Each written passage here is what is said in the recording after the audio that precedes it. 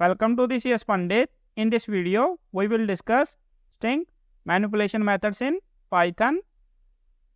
अब तक हमने string manipulation के 9 methods डिस्कस कर लिए. अब हम बात करेंगे split lines मेथड की. split lines मेथड क्या करता है? स्ट्रिंग को स्प्लिट करता है और हमें क्या रिटर्न करता है? List of lines. इसके अंदर हमारे पास सिर्फ एक ही पैरामीटर होता है कीपैड्स, और ये भी क्या होता है? ऑप्शनल. ये मेथड कैसे काम करता है इसको हम देखते हैं प्रैक्टिकली. हमारे पास ये एक स्ट्रिंग है, इसके अंदर हमारी वैल्यू क्या है? Welcome to our Python programming tutorial, और उसके बाद हमने ले रखा है /n करैक्टर, फिर हमने लिखा हुआ है we love Python. /n character हम यूज़ करते हैं न्यू लाइन के लिए. अगर हम इस टेक्स्ट को प्रिंट करेंगे, प्रिंट टेक्स्ट, तो इसने हमें आउटपुट दी 2 लाइन के अंदर. ऐसा क्यों हुआ? क्योंकि हमने ट्यूटोरियल के बाद यूज़ किया हुआ है /n करैक्टर. /n करैक्टर का मतलब होता है न्यू लाइन. तो इस करैक्टर के बाद जो भी आउटपुट होगी वो न्यू लाइन के अंदर आएगी, नेक्स्ट लाइन के अंदर आएगी. अब हम क्या करेंगे? इसके ऊपर स्प्लिट लाइन्स मेथड अप्लाई करेंगे. Text dot split lines. तो इस मेथड ने क्या रिटर्न किया? List of lines.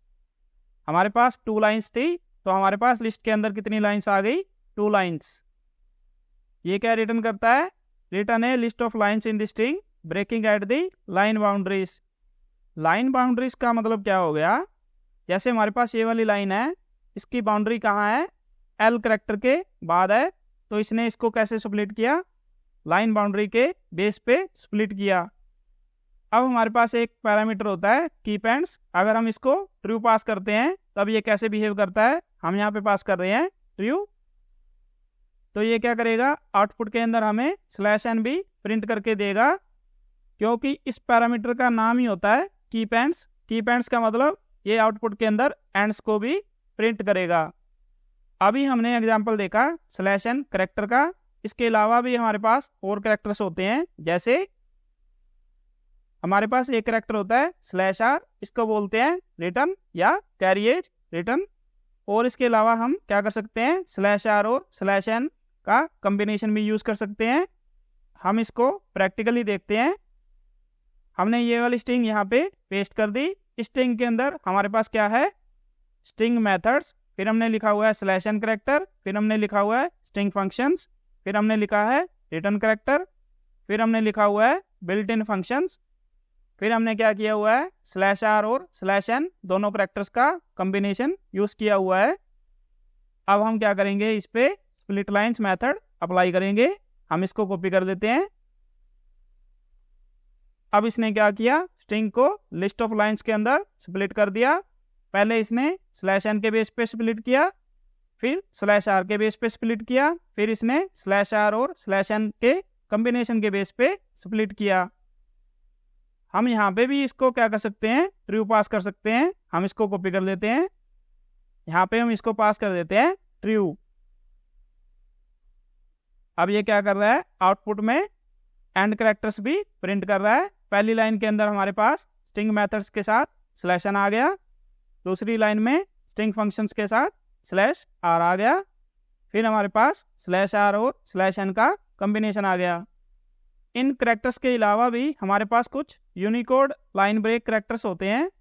जैसे ये वाला करैक्टर है /u2028, और दूसरा करैक्टर है u2029. ये हमारे पास 2 यूनिकोड लाइन ब्रेक करैक्टर्स हैं. अगर हम इनका यूज़ करेंगे स्ट्रिंग के अंदर और उसके बाद स्प्लिट लाइन्स मेथड अप्लाई करेंगे, तो ये क्या करेगा? इन यूनिकोड लाइन ब्रेक करैक्टर्स के बेस पे भी लाइन्स को स्प्लिट करेगा. यहाँ पे इसने पहली लाइन हमें रिटर्न की क्लास 10, वो आ गई हमारे पास ये. फिर इसको मिला यूनिकोड लाइन ब्रेक करैक्टर, इसने इसको स्प्लिट कर दिया. फिर हमारे पास सेकंड लाइन आ गई क्लास 11, फिर इसको यूनिकोड लाइन ब्रेक करैक्टर मिला, तो इसने फिर इसको स्प्लिट किया. फिर हमारे पास तीसरी लाइन आ गई क्लास 12. इस तरह से इसने हमें रिटर्न कर दिया list of lines. Multi line string. हम स्प्लिट लाइन्स मेथड को मल्टी लाइन स्ट्रिंग पे भी अप्लाई कर सकते हैं.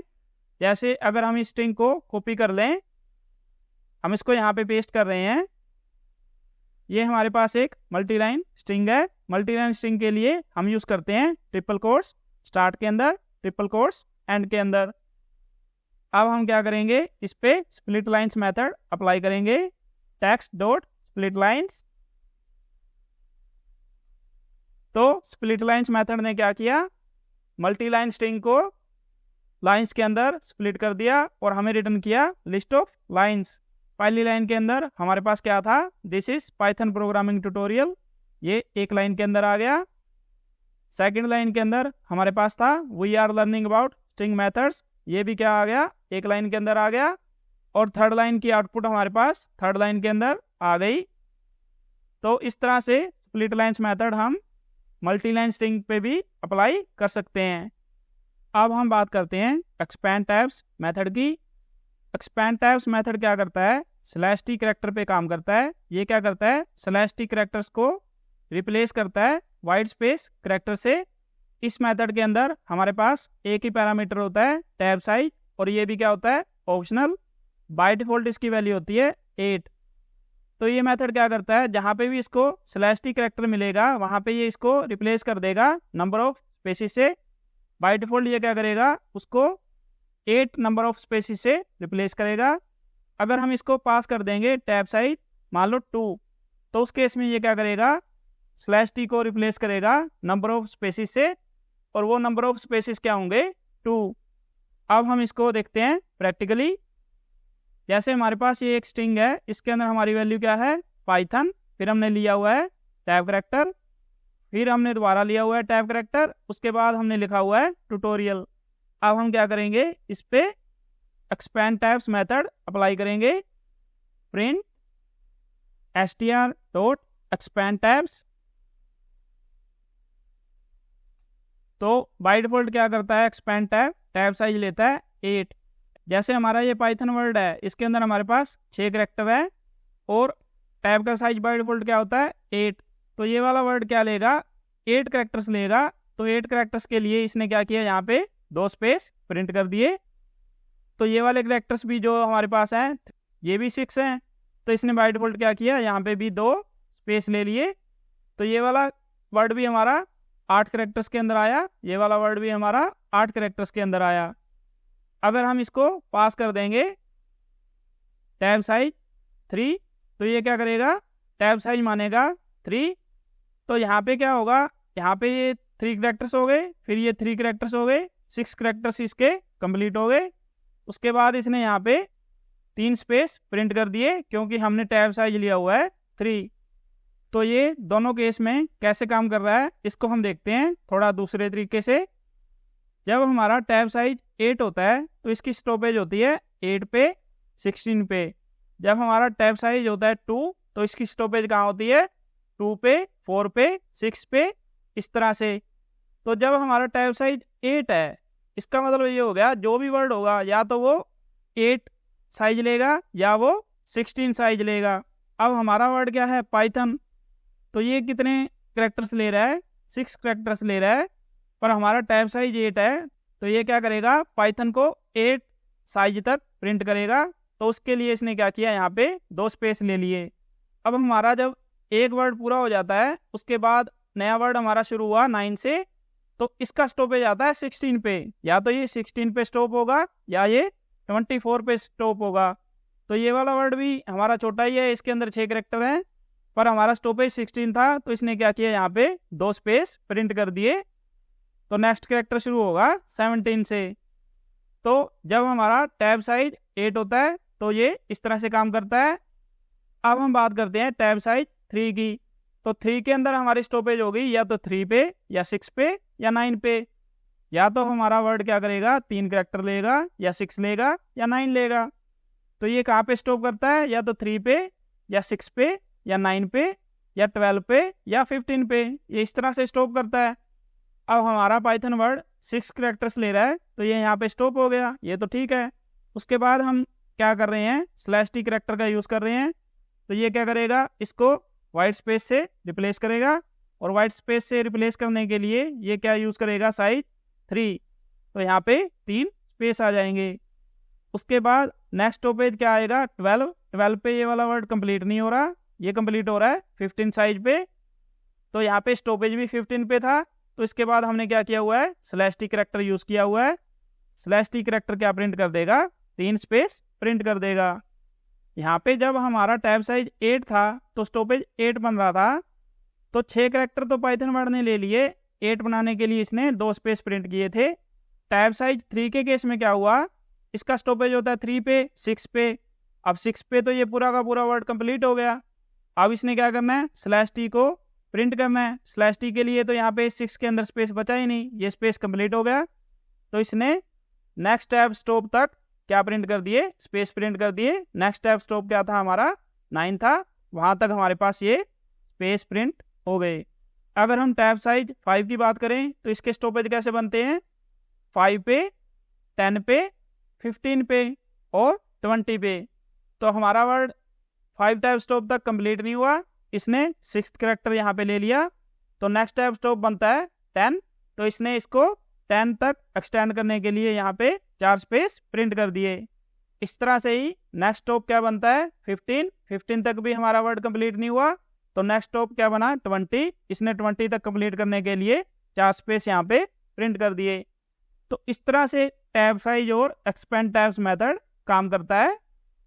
इसको हम एक और तरीके से देखें तो हमारे पास ये वाली स्ट्रिंग है पाइथन, फिर हमने लिखा हुआ है स्लैश टी, फिर ट्यूटोरियल।